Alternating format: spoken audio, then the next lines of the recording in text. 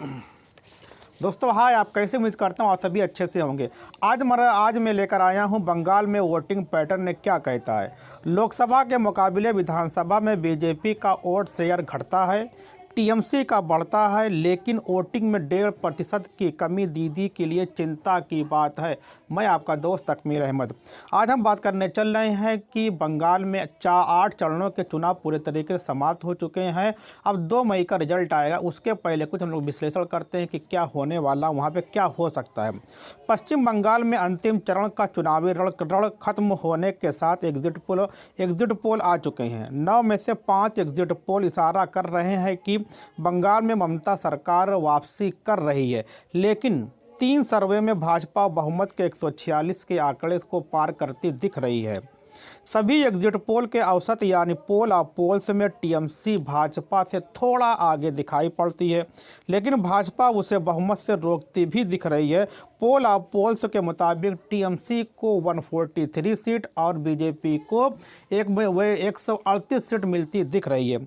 ये तो हुई एग्जिट पोल की बात। ये कितने सही होंगे यह तो 2 मई को काउंटिंग के वक्त ही साफ होगा, लेकिन इस बार के विधानसभा चुनाव में वोटिंग परसेंटेज और पिछले चुनावों के वोटिंग पैटर्न को देखते हुए क्या तस्वीर बन सकती है, एक नज़र उस पर डालते हैं।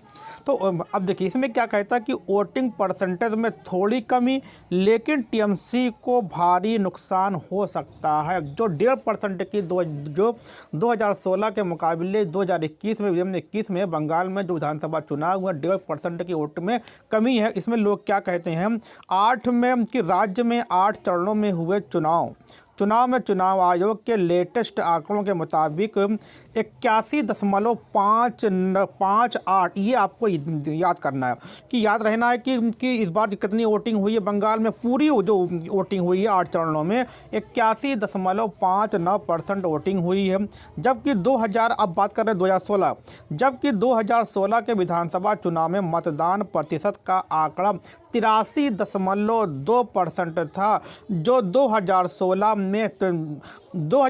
में इसी 83.2% के आधार पर तृणमूल पार्टी ने 211 सीट जीती थी, एक बड़ी जीत हासिल की थी।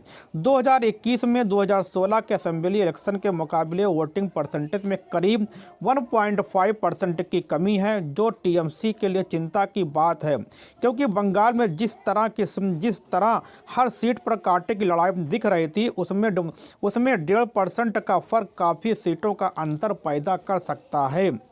यह अंतर एग्जिट पोल में भी दिख रहा है। जो एग्जिट पोल तृणमूल को बहुमत का मार्क छूते दिख रहा है, वह भी उसे पिछले चुनाव के मुकाबले 50 से 60 सीटों का नुकसान दिखाई पड़ रहा है। ये आपके लिए समझना वेरी इंपॉर्टेंट था। अब बात करते हैं कि 2019 के जो वहाँ पे लोकसभा चुनाव हुए थे, 2019 के लोकसभा चुनाव में वहाँ पे 42 सीट है लोकसभा की, वहाँ पे बीजेपी ने 18 सीट जीती थी और वहाँ पे कि टीएमसी ने 22 सीटें, उसमें क्या गढ़ थी इसके बारे में अगर वहाँ से देखें तब क्या होता है, तो ये होता है कि यह पैटर्न 2019 के लोकसभा चुनाव में भी दिखा था। 2019 के लोकसभा चुनावों में वोटिंग परसेंटेज 2016 के विधानसभा चुनाव 83.02 के मुकाबले गिरकर 81.67 रह गया था और भाजपा ने लोकसभा की 18 सीट जीत ली थी। ऐसे में इस बार वोटिंग में गिरावट ने सीटों पर ज़्यादा फर्क डाला तो तृणमूल बहुमत के आंकड़े से भी दूर रह सकती है। ये वेरी इंपॉर्टेंट आपको समझना है। अब बात करते हैं वोटिंग परसेंटेज का दूसरा पहलू। जैसे किसी ने कहा कि जो आपका 1.5% का नुकसान हुआ है, वहाँ पे वोटिंग कम हुई है, वो पूरे तरीके टीएमसी का नुकसान हो रहा है, लेकिन एक पहलू उसके और है। वोटिंग परसेंटेज का दूसरा पहलू सुनिए। हालांकि कुछ चुनावी विश्लेषकों का मानना है कि ममता सरकार 10 साल से बंगाल में है और उसके एंटी इनकम्बेंसी फैक्टर भी हैं।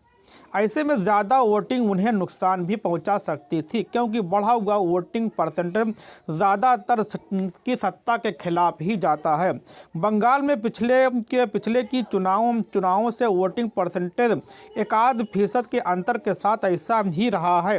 इसलिए इसके सहारे बड़ा निष्कर्ष नहीं निकाला जा सकता, बल्कि फ़र्क इस बात से पड़ेगा कि लेफ्ट और कांग्रेस के वोटरों में कितना हिस्सा बीजेपी के साथ गया। 2019 के लोकसभा चुनाव में लेफ्ट और कांग्रेस का वोट घटकर 12% के आसपास रह गया था। दोनों पार्टियों के वोट भाजपा की ओर शिफ्ट हो गए थे। अगर इस बार यह शिफ्टिंग ज़्यादा हुई तो तृणमूल की मुश्किल बढ़ेगी। ये आपको समझना कि अगर वहाँ पे जो आपका कि सीपीएम है और कांग्रेस का जो गठबंधन, अगर इनकी वोट की बीजेपी में ट्रांसफ़र हो गए तो टीएमसी के लिए ज़्यादा मुश्किल हो सकती है। ये आपको अच्छे तरीके से समझना होगा। अब बात करते हैं कि लोकसभा विधानसभा चुनाव के वोटिंग पैटर्न का फर्क भाजपा के लिए चिंता की बात, भाजपा के लिए भी खतरा है। देखिए 2016 के बंगाल विधानसभा चुनाव में महज 3 सीट जीतने वाली भाजपा 2021 में सत्ता की दौड़ में है। इसकी सबसे बड़ी वजह है 2019 के लोकसभा चुनाव में उसका प्रदर्शन। तब भाजपा ने बेहतर प्रदर्शन करते हुए 40.6% वोट शेयर के साथ 42 में से 18 लोकसभा सीटें जीती थी। तृणमूल कांग्रेस ने 83.6% वोट लेकर 22 सीटें जीती थी। वोट परसेंटेज के लिहाज से बीजेपी तृणमूल से सिर्फ 3% पीछे थी। भाजपा ने बंगाल के अपने पूरे चुनाव अभियान को आक्रामक हिंदुत्व के इर्द गिर्द रखा। पार्टी को उम्मीद है कि इसके सहारे वह इन 3% वोटों के अंतर को पाट देगी। कहने का मतलब कि जो 2019 में कि 40 और 43 का जो 40% बीजेपी का था और 43% जो टीएमसी का था, इसके क्या उन्होंने कहते हैं कि जो हिंदुत्व लेकर चले थे उसी के सहारे ये खाई पाटने की कोशिश कर रही बीजेपी और राज्य की सत्ता पर काबिज हो जाएगी। लेकिन यह गणित इतना सीधा भी नहीं है। बंगाल के पिछले कुछ लोकसभा और विधानसभा चुनावों के पैटर्न को देखा जाए तो इसे समझा जा सकता है। 2019 के लोकसभा चुनाव के विधानसभा क्षेत्रवार आंकड़ों पर नजर डालें तो ममता बनर्जी की तृणमूल ने 164 सीटों पर और बीजेपी ने 121 सीटों पर बढ़त बनाई थी। 2019 के लोकसभा के चुनाव में अगर वहीं पे हम विधानसभा के चुनाव को देखते तो विधानसभा 2019 में टीएमसी ने 164 सीट वहाँ पे निकाली थी और जो बीजेपी थी वहाँ पे 121 सीट पे वहाँ पे आगे थी। कांग्रेस सिर्फ 9 सीटों पर आगे थी। लेफ्ट किसी भी विधानसभा सीट पर आगे नहीं था। लेकिन अब 2014 के लोकसभा चुनाव पर आते हैं। 2014 के लोकसभा चुनाव में पश्चिम बंगाल में बीजेपी को 17% वोट मिले थे। लेकिन 2016 में क्या होता वहाँ पूरे तरीके 2016 के विधानसभा चुनाव में क्या था कि जो अभी तक केवल 17% था 2014 में, लेकिन 2016 का जब आपका विधानसभा चुनाव होता तो 44% की विधानसभा चुनावों से बढ़कर 44% हो जाता है। यह आंकड़े बताते हैं कि बीजेपी को 2014 के लोकसभा चुनाव के मुकाबले 2016 के विधानसभा चुनावों में करीब 7% वोट कम मिले। यह पैटर्न यह बताता कि भाजपा का वोट लोकसभा चुनाव के मुकाबले विधानसभा चुनाव में घटता है। 2014 के लोकसभा और 2016 के विधानसभा का यह पैटर्न अगर 2021 के विधानसभा चुनाव में भी रिपीट होता है तो भाजपा को 2019 लोकसभा चुनाव में मिली 40% वोट शेयर घट भी सकता है। ये आपके लिए समझना वेरी इंपॉर्टेंट है।